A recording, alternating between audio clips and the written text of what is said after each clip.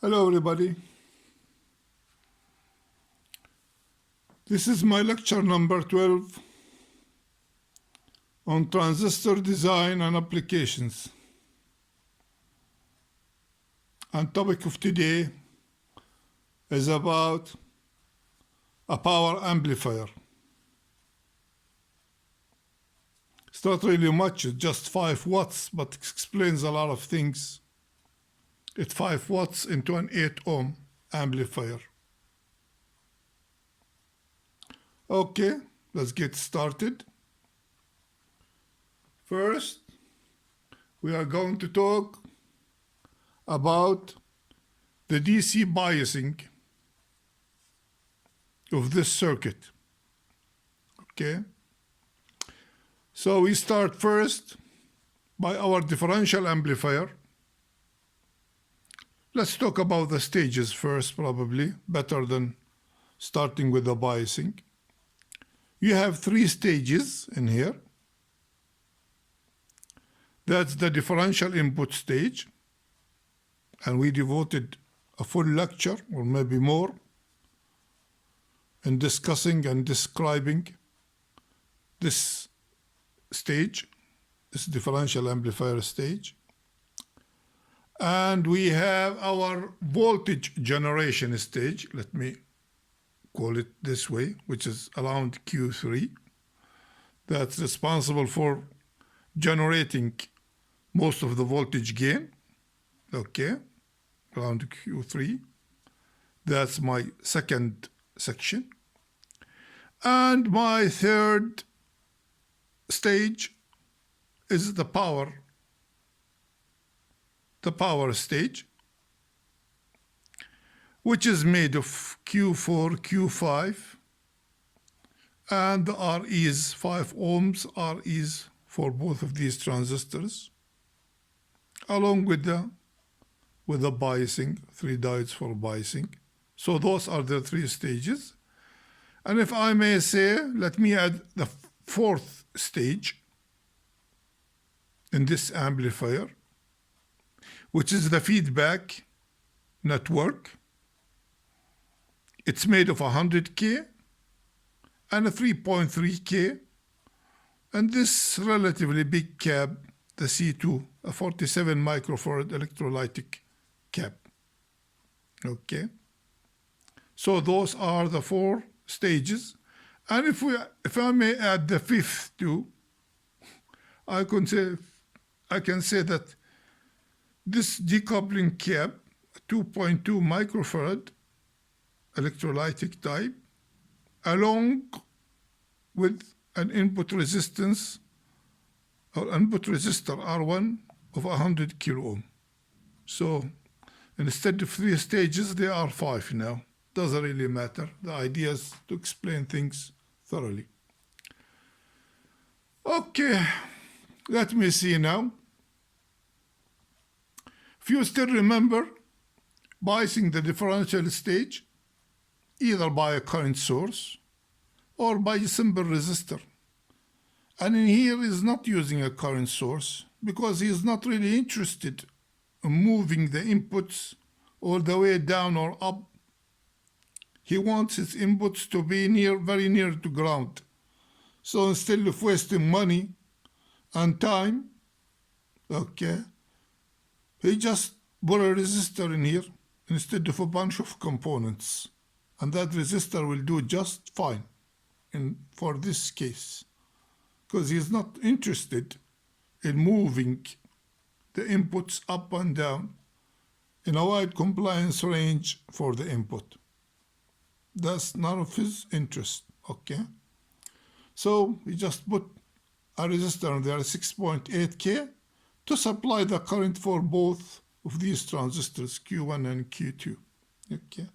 And by the way, Q1 and Q2, he chose them to be a matched pair, even though this is not really necessary, because you can choose a couple of transistors that are closely matched, okay? Small signal transistors that are closely matched instead of a matched pair, because usually matched pair is more expensive. But when they are matched, really you can tell that the left side is almost identical to the right side. Okay, so this is what he chose. And at that kind of current that we are using, he's saying that you have a 250 for an HFE or of a beta. For any of these, you have a beta or HFE for around 250. Okay, what else do we have? We have in here a plus 15 volts VCC and a minus 15 volts VEE. And that point is near ground. So when we take the VBE in here and a little drop across the input resistance of R1, that's almost 1 volt. So you are left with about what? You are left with about 14 volts. If you divide your 14 volts on the 6.8K, you get around 2 milliamps. And you always put in that arrow for the current. This way is using a conventional current. It's something that does not exist, but it's just agreed upon, okay? The current is actually, it's one current, and it's an electronic current, and it goes from the negative rail towards the positive rail. Anyway, so this is how we set our current for both of these transistors, a 2 milliamp, by dividing that 14 volts over the 6.8K. And because they are matched or they are just closely selected properties, that current will be divided to 2 branches. 1 milliamp will go to the right side, Q2, and another 1 milliamp will go to the left side. And what else to talk about? Yes.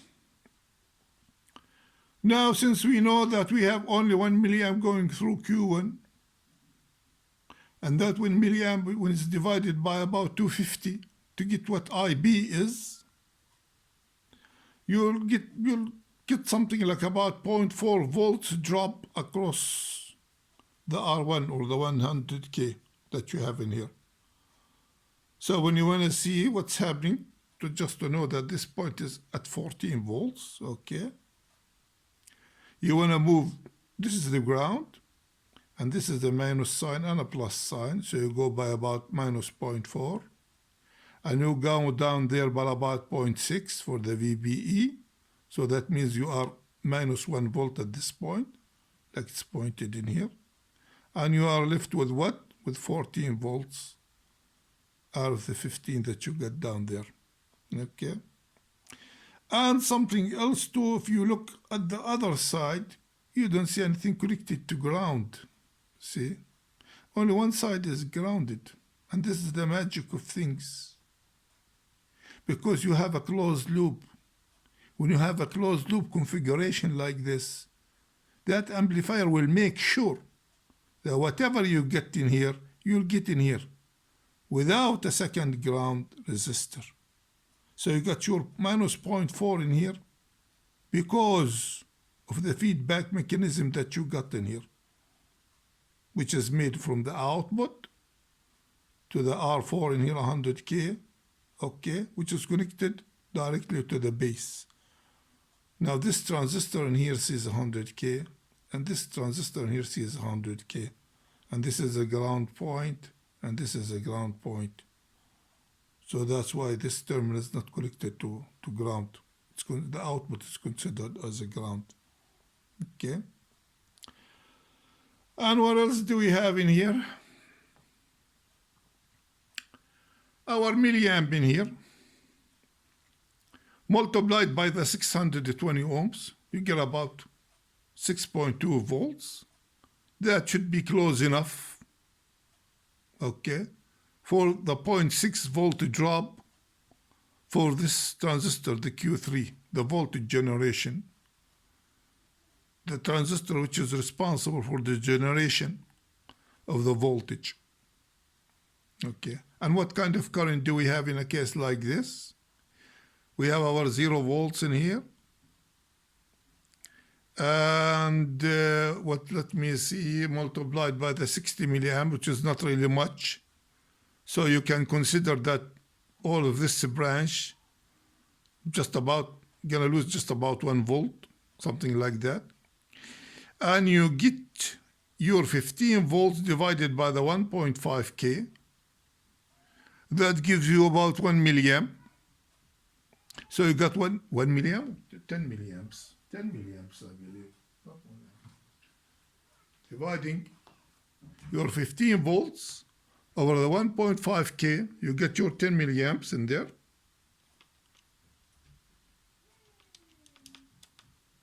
Okay. So we got our 10 milliamps in here.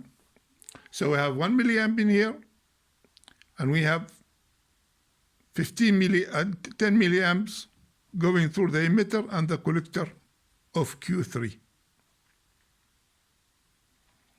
And what else do we have in here? We have our output stage, and we have those 3 diodes in here. And those 3 diodes, we had a full lecture about biasing those power transistors using these diodes. And our main concern in a case like this is not to get into a thermal runaway. When temperature gets cold and VDs in here start increasing more than the VBEs, and therefore the current starts flowing, those transistors start conducting Q4 and Q5, and that means all the current going from VEE all the way to VCC, even though you have no signal. So this is very important. But in a case like this, nothing like that is going to happen. Why? Because you need to bias Q4 and Q5, and what do you have in here? You have 1 VBE and another VBE. You have 2 diodes to take care of that. And the third diode is just to set the current for the collectors and the emitters of these. And when you divide that diode voltage, which is around, let's say, 0.6 volts, divided by the 10 ohms that you have in here, 5 and a 5, okay, that gives you around 60 milliamp. So this third diode will make sure that you got always a quiescent current of around 60 milliamps, 0.6 divided by R7 and R8. That gives you 60 milliamps. So your transistors will always pass 60 milliamp, even though you don't have any load or you don't have any signal. And the load, by the way, that we are going to deal with is an 8 ohm impedance load. It's a loudspeaker of an 8 ohms, impedance of 8 ohms. Okay, what else now to talk about? I believe we finished the biasing in here. There is not much else to talk about. And now we're going to start talking about the AC. And the AC, actually, you're not going to get something from nowhere. Your AC is nothing but your DC, but it starts moving and changing and nothing else. So whatever DC you got in here, that's what's going to happen. Okay. Except for those 2 power transistors when they start sucking power from the VCC and the VEE and delivering it to the load. But the rest in here is just the same DC, just start fluctuating. That's all. Okay. Now let's go back to the old school. We are going to calculate the voltage gain of the whole circuit. And in order to calculate the voltage gain for all the circuit, we need to divide it to parts. Okay? So what we're going to do, we are going to calculate the voltage gain of our differential input stage. Okay? And after that, we are going to multiply it by the voltage gain generated by Q3, which is the one which is responsible for all the gain, for most of the gain, okay?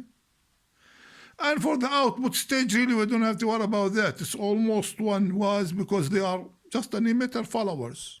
I mean, they are just an emitter followers. So we don't worry much about that. It's like considered like one, Okay, we see that in more details. So those three stages now, we're going to calculate the voltage gain for the three of them. Okay. Now, the gain for any output stage, for any differential input amplifier, is nothing but RC over the two little REs. RC divided by the little REs. Little REs are the dynamic resistance or intrinsic resistance of Q1 and Q2, which always equal the 26 millivolts, okay, divided by whatever IE is. And the 26 millivolts is nothing but KT over Q. KT is Boltzmann constant.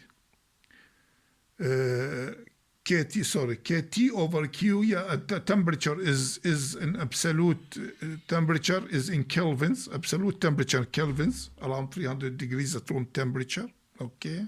And Q is the charge of electron. We have full lecture on that, okay, where we discuss that in details. Just doing that just to recap it quickly. Okay, so let's go back. Again, the differential gain equals RC divided by two REs, our two REs that we have in here. And we need to see the equivalent of the RC. This transistor here, what does it see? Okay, to divide it by the two REs. And what we have in here, we have a 620 ohms, this one in here, okay. It's in parallel with a 2.5 ohm. That's the small resistance for this stage. Why is 2.5 ohm? We said that we have 10 milliamps in here, you still remember. And 26 millivolts divided by the 10 milliamp will give you a little RE in here of 2.5 ohms or 2.6 ohms, okay. And looking this way, from the base of the transistor, you need to multiply that by HFE or by beta, okay, which is estimated for this Q3 to be 100,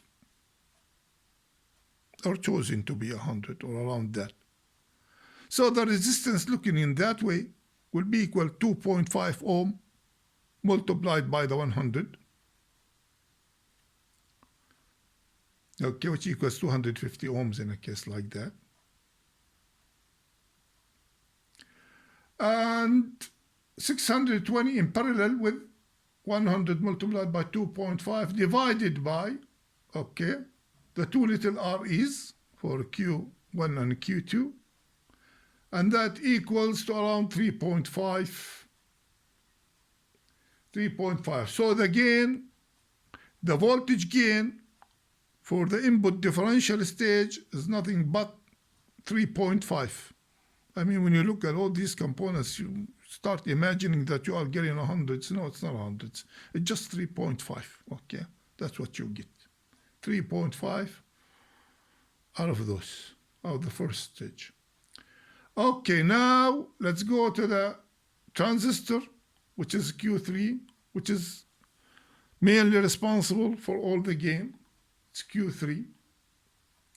And again, for this transistor again, as we discussed in previous lectures, is nothing but RC divided by little RE.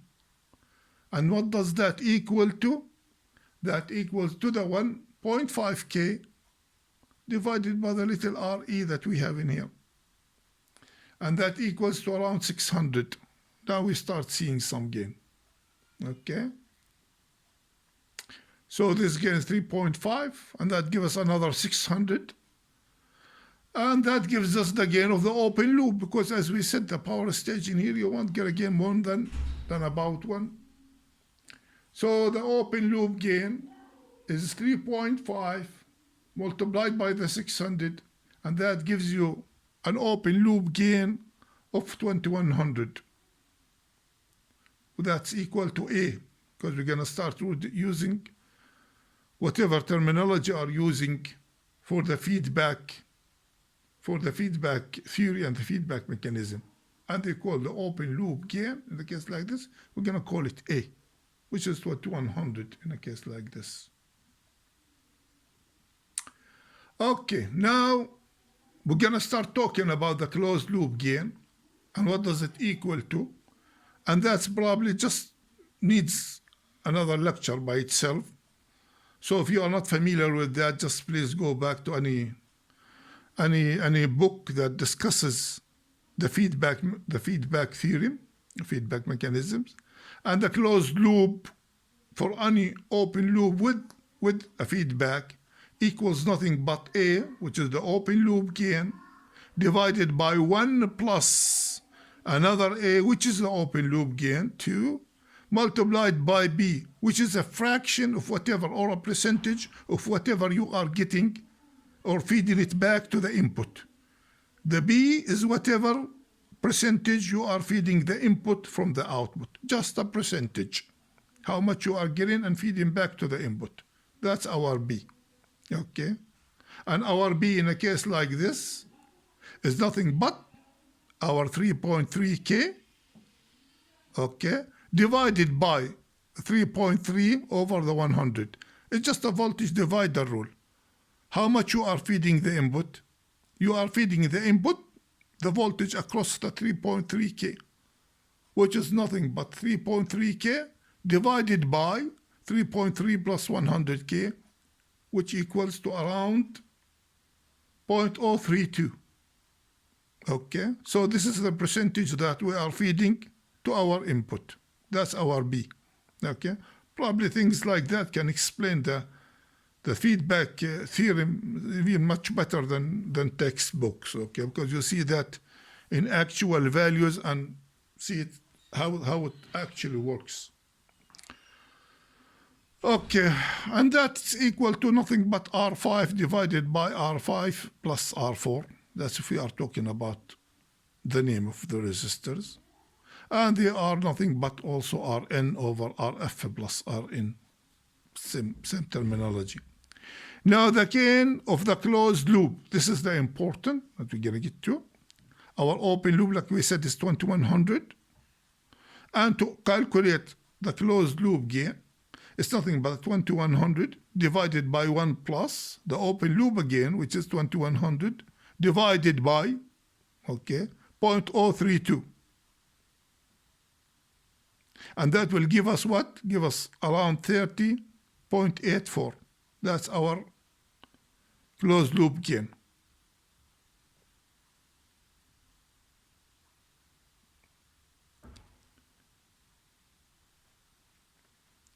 Okay, what else to talk about? It's the same thing in here. We're going to see this equation so many times, especially in operational amplifiers, where you have your input at the non-inverting input, and you have your RF and Rn, and it's the equation for a non-inverting amplifier configuration, which always equals to V out will be equal to, or the gain will be equal to 1 plus Rf over Rn. Or in other words, Rn plus Rf divided by Rf over Rn. It's the same thing. Like we discussed in here, just reverse it. Okay. So what does that equal to? If you want to do it just fast, 1 plus the 100K divided by 3.3K. It's the same thing, which equals to around 31.3. This is more accurate, of course, the 30 or 31. Doesn't really matter, they are very close, okay? And the same thing, you can say it's 1 plus R4 over R5. And where is that at? It's right here. It's 1 plus, like any regular op amp. Even the op amps are, the gain is in the hundreds of thousands, not just 2100, okay? So the voltage gain will be just 1 plus, okay, Rf divided over Rn. And that's the whole thing. This is very close. I mean, just looking at those two, if you have a high gain, will tells you exactly what the closed loop gain, by just looking at the feedback, tells you exactly what's happening in the whole circuit as far as the gain is concerned. Okay, what else we have to say, talk about in here? There was something important I wanted to talk about. Oh, I don't think I can remember it. Well, I see if I can get to it later on. I don't remember that exactly. Okay, let's forget about it for now. I don't know, I forgot it. Okay, we want to talk now about Z out. Z out is looking from the output into the amplifier. And what's the importance of that Z out? That Z out is going to take a small percentage or a small part of your voltage output. So you need to know what your Z out is. When you want all the output to be on the load, okay, you want Z out to be very, very small. Okay, and let's see how it's calculated. Z out looking this way, okay, you're gonna see your little resistor in here, looking this way or that way, it's the same thing. Looking, you have your 5 ohm resistor in here. You have a very little RE, you can consider it or you don't, it's gonna be very small. And you have this resistor in here, which is going to be divided by whatever HFE for that transistor is, which we consider it to be around 100, okay? And that's all because it's sorry about that. Sorry. Now let's go back. So what is our Z out? It's nothing, our 1.5K in here. And when you look at it through the emitter, you have to divide it by 100, which is the HFE or the beta for Q5, okay? That gives you a value.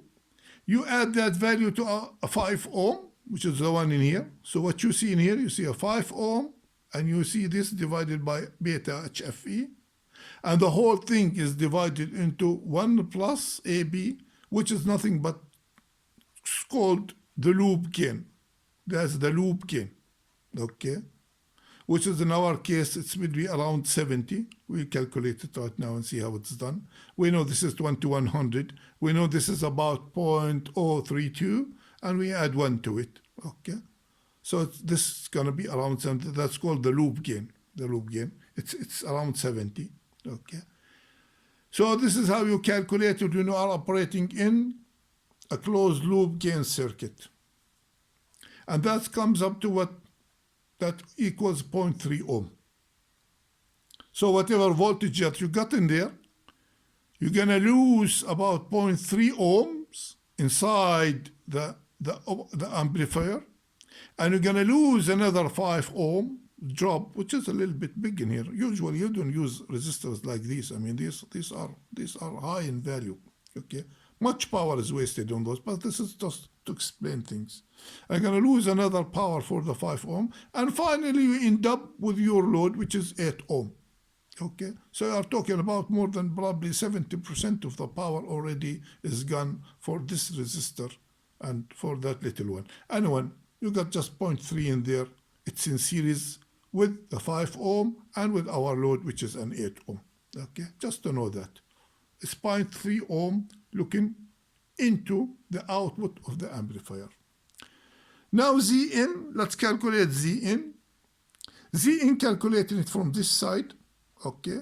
And what do we see? We see our 100 kilo ohm in here, okay? And what else do we see? We see our little REs. And what else do we see? Let me see. It will be equal 100K in parallel with, okay, the Z of the open loop. We'll calculate that, the Z of an open loop, multiplied by the open loop. Okay, 1 plus AB. Okay, we'll see how this is done. First, let's see how we got our 16K in here. The Z open loop, this one in here, which is in parallel with the 100K, the Z open loop, it equals to HFE for this one, which is 250, like we said before, multiplied by the little REs, 1 plus 2, they are added together, okay? And each one is around what? Is around, I believe it's around what, 25 ohms or what? This is 1 milliamp, 26, yeah, around 25 ohms, 26 ohms each one. So those two are around 50. Okay, plus the 100K in parallel with the 3, plus the 100K in parallel with the 3.3K, which equals to around 3.3K divided by HFE, okay? Now looking this way, you add this in parallel, this branch is in parallel with this little RE plus this little RE in here, okay? And the resistance from here on, because you are looking through the emitter, okay, you have to divide it by the HFE. And that's what's happening in here. And the whole total of that will be equal to around 16K. So I'm talking about the Z of an open loop. This one in here is around 16K. That's where we got our 16K there. Now the closed loop, okay, Z in the closed loop would be equal to what? It's equal to 16K, the one that you found in here, looking all the way down there, okay, multiplied by the open loop gain, okay, the open loop, which is around 70, the open loop 70, okay, in parallel with the 100K. And the total will be equal to around 92 kilo ohm. So looking this way, you are talking about 92 kilo ohms. That helps you in calculating whatever you have output impedance for your signal source or anything else, to know that you are dealing with a 92 kilo ohm looking this way. And looking this way, it's around 0.3 ohms to tell you how much you're going to deduct out of the voltage going to your load. Okay, so now we finished the Z in and we finished the Z out in a closed loop, of course. We finished analyzing the DC biasing for these stages, and we discussed how they operate. Okay, and I believe that's about it. I don't see anything else to discuss in here. I believe that's about it. And the power, of course, yeah, the power that we said before, you got around 15 volts in here. Got around 15 volts in here. And this one, it swings, it almost saturates, so it's gonna get almost near that 15. You're gonna detect out of the 15, that's VBE in here, okay, plus the 0.2 in here, so that means around volts in here, 1 volt, so maximum voltage that you get in here is a plus 14, of course, plus 14 and minus 14. This is a plus 14, okay, and after that you get that plus 14, you make your voltage divider rule between the 8 ohm divided by the 5 ohm over the 8 ohm. So I'm talking about 8 divided by 13, multiply the 14, okay? That gives you around 10 volts, I believe, in here, something like that, okay? 10 volts. And those 10 volts, let me calculate them fast. See what we got in here. V squared is 100, okay, divided by 2 times 8, 16, equals to, that's around 6 watts, okay. So you get around 6 watts in your power speaker, 6 watts RMS. How to calculate the power for that? You got your output in here to be about 10 volts, probably it's a little bit less than that because of Z out and things like that. So you're gonna go probably 9.5 or something like this. Anyway, if we consider it to be 10 volts, you got your 14 in here, you got around 10 in here, like we said. So V squared, the power RMS across the load is V peak squared, because you are talking about sine wave. So it's V peak squared divided by 2 Rs of the load, which is an 8 ohm. So that gives you a real power, a real RMS power of around 6 watts. And if we took a little bit of the output resistance and stuff like that, you're going to get something like around 5 and something. So just tell you how to calculate the power across your load. Okay, what else do we have?